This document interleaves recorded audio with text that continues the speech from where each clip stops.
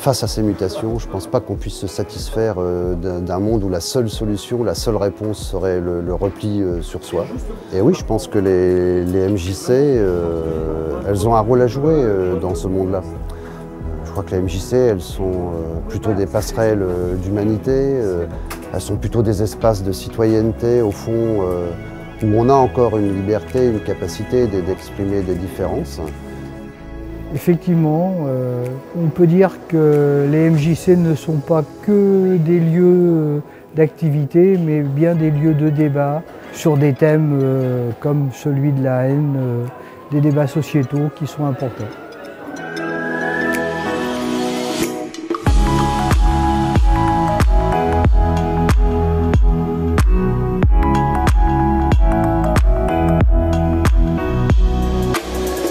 Notre fédération régionale en Alsace, qui au travers de l'expression de jeunes qui eux-mêmes s'inquiétaient de la montée des discours de haine sur les réseaux sociaux, ont imaginé, conçu, construit un premier outil. Et nous, notre rôle au fond à la Confédération, ça a été de sentir qu'il y avait là un vrai enjeu, donc d'adapter l'outil pour de l'itinérance, de former des animateurs, d'essaimer. Et aujourd'hui, c'est une douzaine de mâles qui circulent sur toute la France, plus de 50 000 jeunes touchés, plus de 200 animateurs formés. On continue le travail parce qu'en fait, nous, ce qui est fondamental pour nous, en termes de perspective, mais un peu, j'ai envie de dire, permanente, c'est de se saisir des enjeux de société, de les questionner. L'expo en est un outil, il y en a plein d'autres. On sait qu'on peut utiliser tout ou partie de l'expo pour continuer à travailler et surtout continuer à inventer des méthodes pédagogiques et à outiller animateurs et jeunes sur la question de la prise de parole, de l'animation de débat, de la capacité à débattre de questions et d'enjeux de société. Donc, pour l'accueil de l'exposition en 2019, nous avons commencé un travail donc, avec le collège et un lycée privé professionnel sur la commune d'Erium. Donc, ce qui est intéressant dans ce partenariat, c'est qu'avec le lycée professionnel, nous allons former les jeunes lycéennes pour l'animation de l'exposition.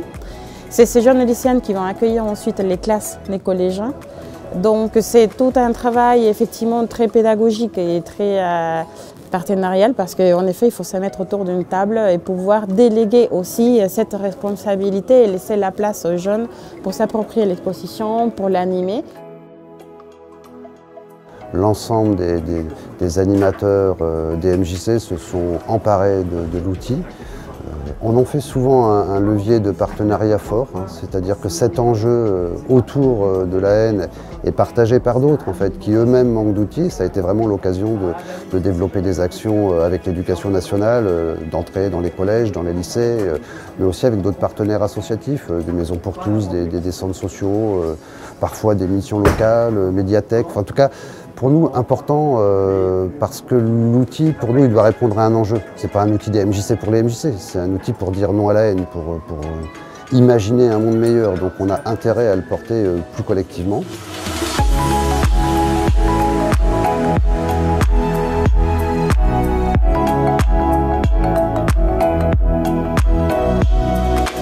Alors je crois qu'Amboise, c'était de se donner 2-3 jours de respiration, et de se dire on se retrouve, on est tous des praticiens, on a tous animé au fond des modules de cette exposition dans la haine, et on a envie de partager, d'échanger sur nos pratiques, sur les points qui marchent, sur les points sur lesquels ça bloque. Essayons de comprendre ensemble, essayons de croiser les regards, essayons d'être sur de l'analyse, essayons de dégager des axes d'amélioration, des préconisations. Il y avait au niveau de la Confédération des MJC de France la volonté aussi par rapport au réseau, par rapport au public et par rapport aux partenaires d'augmenter, de développer les pratiques et donc d'atteindre un niveau d'expertise par rapport à cet outil-là.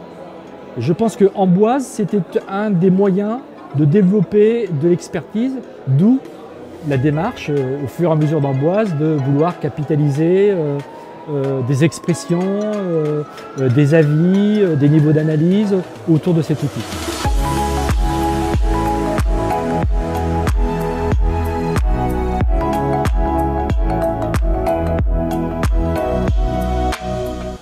chose que je retiendrai de ces 3 jours à Amboise, au-delà du partage, des échanges, de la bienveillance entre l'ensemble des acteurs, c'est finalement la puissance d'un réseau et d'une action qui, au-delà des MJC, exprime ce qu'est aujourd'hui le projet de l'éducation populaire.